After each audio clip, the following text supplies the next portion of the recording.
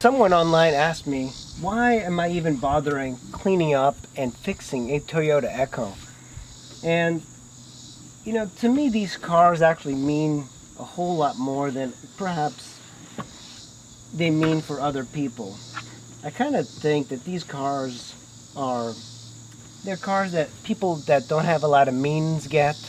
They're cars that immigrants get. They're the first cars of a lot of people. They're cars for people who just want to commute and get to work.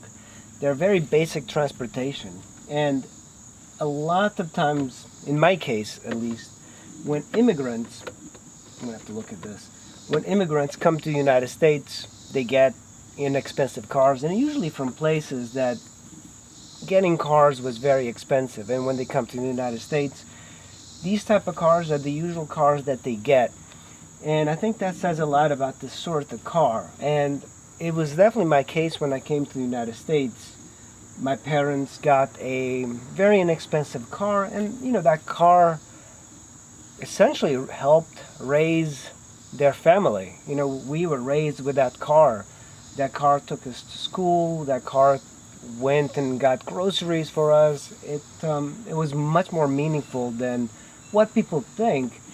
Only after you have a certain amount of time, money, you start to go after cars that are exotic, Porsches, you know, Audis, all of these cars that are a little bit unattainable for most people. But these cars, everybody can afford one of these, and they're often neglected. My idea is always like, oh, I want to get that car, I'm going to fix it up, and then I'm going to sell it to somebody that needs a car. I'm probably not into like giving cars away, just because people value things that they pay for much more than they value things that are given to them free and clear. So even if I charge something like $1,000 for this car, people will treat it a whole lot better than if I was to just give them away for free.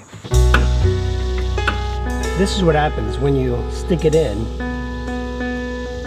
You're gonna see it light up.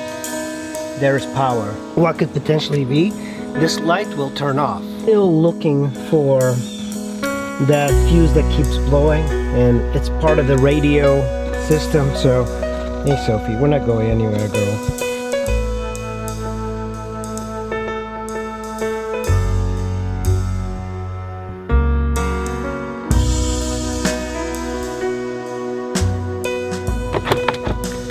The connector for the clock.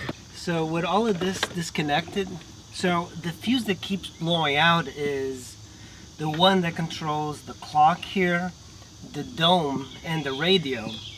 And before I try and disconnect the dome, I am going to see if that fuse is blowing out first.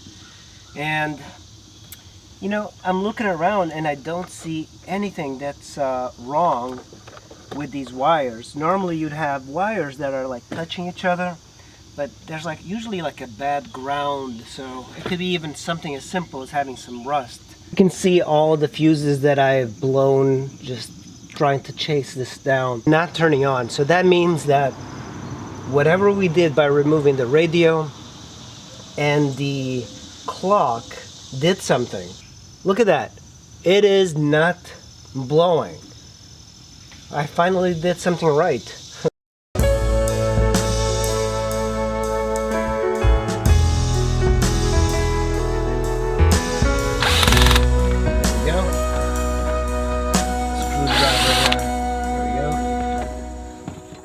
You know, electrical problems are the worst. I'll pull out the glass here.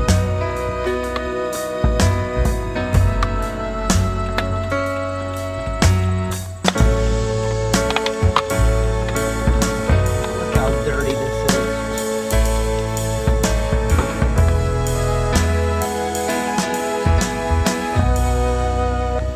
It's a little bit better, but not much.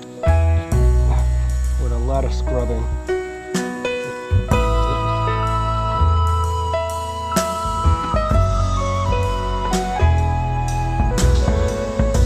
That is well clean. Cabin filter is also over here, and all you have to do is push these tabs aside check the air filter. Very clean. This one, this is essentially the Prius of the non-hybrid world. It's just as reliable. It gets almost as good mileage as the Prius. This thing gets 45 miles to the gallon, and if you had a 5-speed, you'd get closer to 50 to 55. So they're extremely drifty, and they're some of the last very lightweight cars that are available. But that's why I fix them. That's why I really like these cars, because if you want a car for basic transportation, or perhaps you don't have a lot of money but you still want a reliable car that's not going to break on you, these Toyota Echoes are better than what people think, and generally you can get them cheap. But the problem is, with YouTube, people are starting to find out how good these cars are, so people are holding on to these cars.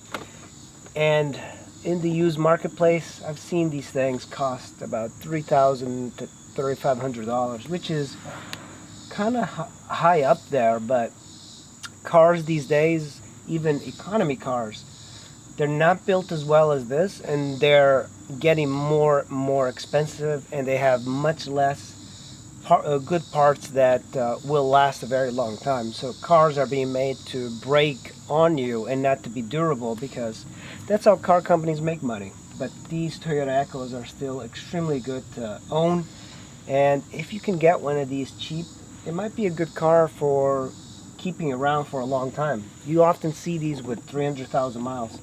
So this is why I chose the Echo, and I think it's a great car.